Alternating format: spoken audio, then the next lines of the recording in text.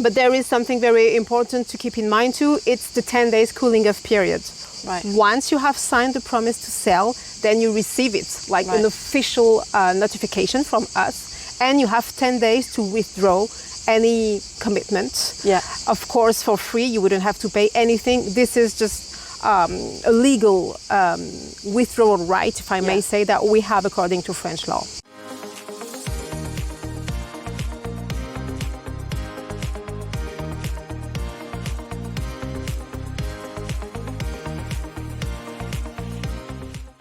Hello everyone, this is Kyela Puech. I'm a real estate agent in the south of France, and I'm here today with Alexandra Monsire, with whom we're going to talk about the process of buying a house in the south of France. So, hi Alexandra.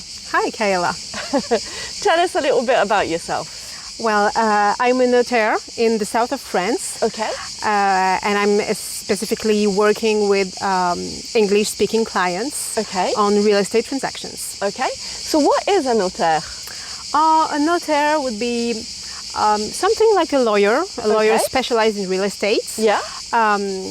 Except that you have to go through us if you want to buy a real estate property in France. Okay, fantastic. So who pays your fees?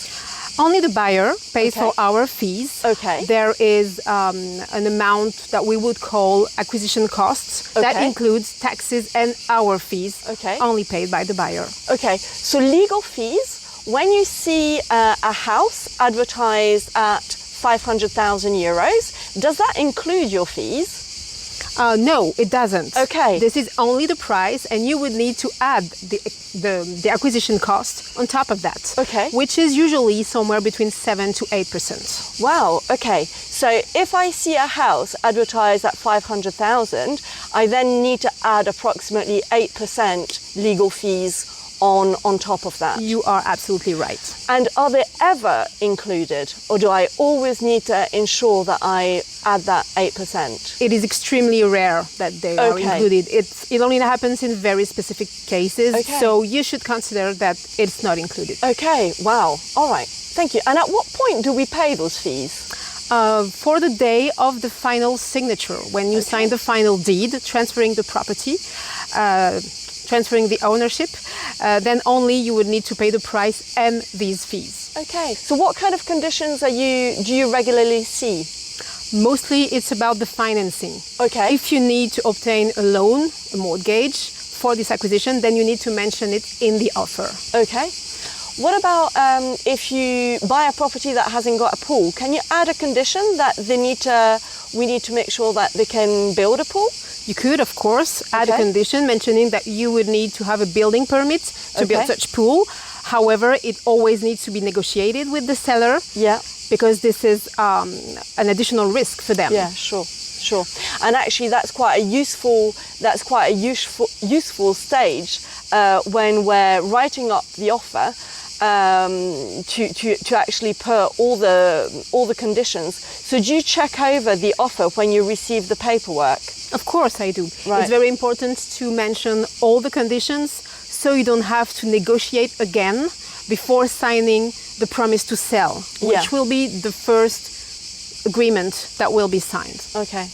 I mean, I guess the thing that I really love about working with you is that once I've got the signed offer by all parties and that we've negotiated on the price, for instance, or any conditions that might be quite pertinent, I send you all the paperwork that I've got, and then you kind of manage all the rest. So what's your process when you receive that email? Well, this is my job. You do the commercial part and I do the legal side of things.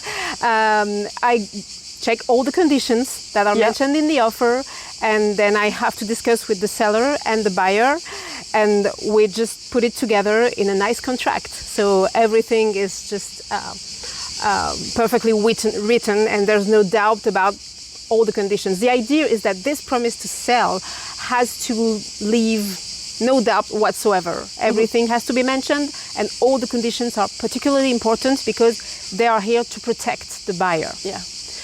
Here to protect the buyer, but what about the seller? Well, it's a bit different. First of all, the seller is, by definition, selling. Yeah. So I would say it's a bit less risky. But of course, we give to the seller all the information that they need.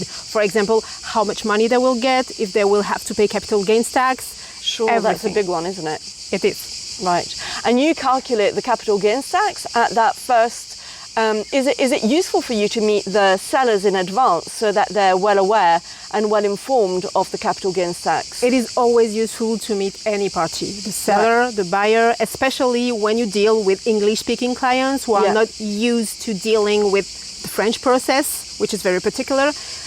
We always need to, have as many conversations as we can and meet in person if we can. It's always better. Sure. And what happens then, if we're talking about English-speaking clients, what happens to those clients who don't live locally? How do you deal with them? You mean in terms of how to sign if they're not here? Yeah. Oh, we have many ways of working around that. Okay. Of course, if they're not here for the signature of any agreement, we can work with powers of attorney that can be signed from abroad easily with electronic systems. Okay, brilliant. Most of the time they would come here to visit the property, so I would use this time to meet them in person, maybe sign what we have to sign. But yes, of course, they can give us power so we can sign on their behalf. Okay, so we can do most things at a distance. Of course, we can do everything. And in English. And in English. That's amazing. Yeah, that's really good. So once a promise is signed, then what happens? So usually, once the promise is signed, we will mention in the promise a maximum date at which the final agreement must be signed. Okay. Usually, it would be 3 months. Okay. It really depends. There is nothing mandatory, but this is usually what happens.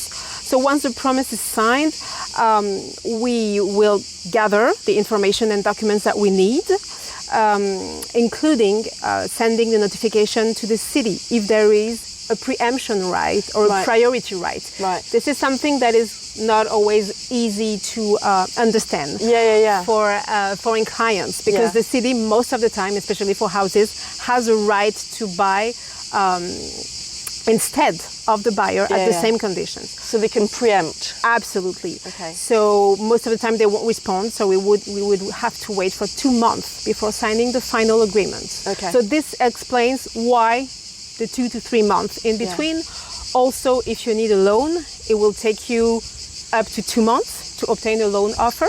Yeah. The banker can only work with the promise to sell, so it will really start working from there. Okay. Then 2 months. But there is something very important to keep in mind too. It's the 10 days cooling off period. Right. Once you have signed the promise to sell, then you receive it like an official notification from us, and you have 10 days to withdraw any commitment. Yeah. Of course, for free, you wouldn't have to pay anything. This is just a legal withdrawal right, if I may say, that we have according to French law. Okay. So during that cooling off period, you can literally withdraw your interest from that property and not actually give a reason, right? Absolutely. So that there's no obligation to give any reasons at that point. No. So after that 10-day cooling off period, that's when a deposit is usually deposited. Yes. So that deposit comes to you. It doesn't go to the seller. Yes, it comes to me. We keep it on an escrow account. This is usually 5% of the price, but again, there's nothing mandatory. It can be negotiated between the parties. So 5% that we keep, which is basically an advance on the price. Yeah. But since the seller's commitment is really significant, according to the promise to sell, it guarantees the seller that the buyer, if I may say, is serious. Yeah. He's serious and he's keen, so it's showing his commitment to the process, right, by giving that 5%. Right. And so if something goes wrong, and let's say they don't get their loan, what happens to that 5%? So as the loan is mentioned as a condition precedent, if you do not have the loan, so we will ask the buyer, of course, to justify that he didn't get that loan. Okay. Usually by sending us 2 refusals from 2 different banks, right. just to show that, they're acting in good faith. Yeah. Good faith is the basis of all our agreements. And once we have received these documents, of course, we will give the deposit back. Okay. This is also protection that is granted by the French law. Okay, that's really good to know. And then, of course, if the sale carries on, we have the droit de préemption, like you mentioned before, in terms of the right of the city to be able to sort of like intervene. If that isn't the case, and you do the searches and the inspections, the surveys and the searches around the property. So what is that about then? So there are two different things. There is what we do as notaires, which is really from the legal perspective. So checking the property deed, obtaining a mortgage statement, confirming that the seller is actually the owner, that there is no mortgage, or if there's one, we have to remove it. Check the easements, right of passage, all of this. So this is the legal side. And on the other hand, you have the more technical side, essentially diagnostics that you get for the promise to sell. Yeah. So the diagnostics, actually, the buyers have had sight of the diagnostics before making an offer. And that's really important, right? Because we don't have surveys in France, so we don't look at the structure of the building. The diagnostics, it is something that we'll discuss and do a little podcast on, like, separately. But the diagnostics are kind of looking at big lines of asbestos, termites. Electricity. It's related to very specific areas, as you're saying, asbestos, lead, termites, electricity, energy efficiency. But there is nothing global, nothing about the structure, for example, or the roof. House. Or the roof as well. Yeah. So the diagnostics is an element that we look at throughout the promesse, and actually also when we reiterate at the final stage, we kind of look at them again. Yes. And we renew the termite diagnostic, because that's only valid for 6 months. Yes. And we also renew the risk and pollution. About the natural risks. Yes. This one is only valid for 6 months as well. Okay. What is important is that you will have these diagnostics for the promise to sell, meaning, and even before, but meaning that when you receive the notification for the 10-day cooling off period, you will have everything, included these diagnostics. You have these 10 days with all the documents, all the information that you need to think about what you're doing. And from a real estate point of view, it's also something that I like to make sure when I show a property to clients. It's my responsibility to look at those diagnostics, make sure that my client is fully aware of what he's buying before making the offer, because they can generate a lever for any form of negotiations. Yes. So that's quite useful to give that information to the buyer. It's very important. And we're here to explain, I mean, you and me, we're here to explain this. It can be complicated for English-speaking clients to try and understand diagnostics that sometimes, even for French people, can be difficult to understand. Yeah, they're quite complicated documents and quite a chunky document as well, aren't they? Absolutely. So we've got the promise, during the promise, and the acte de vente, the final sale. You do the searches, you do any inspections that need to be sort of like gathered. We make sure that everything is just fine, that there is no surprise for the buyer before signing the final agreement. Okay, and so before signing the final agreement, if my buyer is abroad, I tend to do a FaceTime. I tend to sort of like take them around the property just to make sure that all that's been cleared out, all the furniture has been cleared out, as one would expect, unless it's been negotiated to leave furniture or leave various things.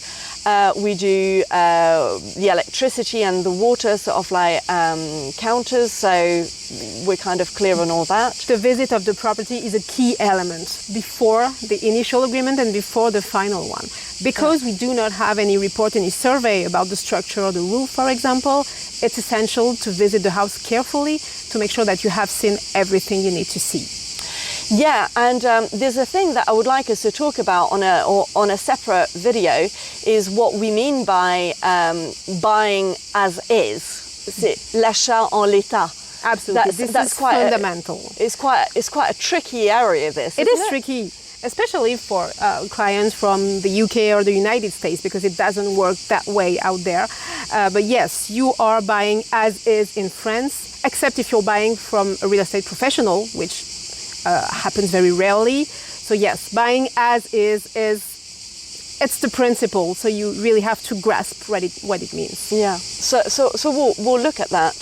So once we've got all the searches and everything, once we've done our second visit, at what point do we need to give you the rest of the money? At what point does that need to reach your account? So once we have gathered everything, once you have the financing, whether it comes from a loan or from personal funds, we will set up the final meeting, and then I will send to the purchasers a confirmation letter with the total amount that they still have to transfer to us. Okay. And then usually we would set up that meeting, I would say 10 to 15 days before it.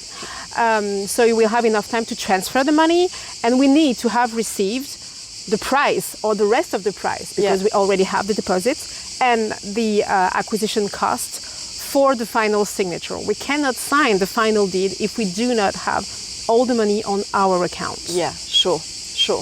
And then I guess once you've got all the money and once the final signature's happened, they get the keys and off they go to the races. Absolutely. The day of the final signature is...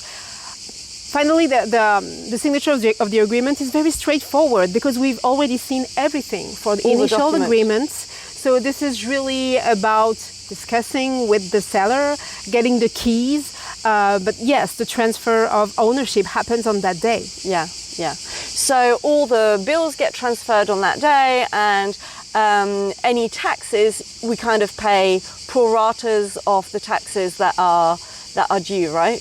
Yes, we make sure that all that needs to be paid between the seller and the buyer is paid on this very day. Okay. Because you don't necessarily want or can have just have another conversation with the sellers. So we would calculate the proportion of the property tax that you will need to pay for the year. Same thing if you're buying in like a collective ownership, condominium or so. We would calculate everything. Okay, brilliant. Well, I think that was really useful. Thank you so much. Thank you, Kyela. Thank you.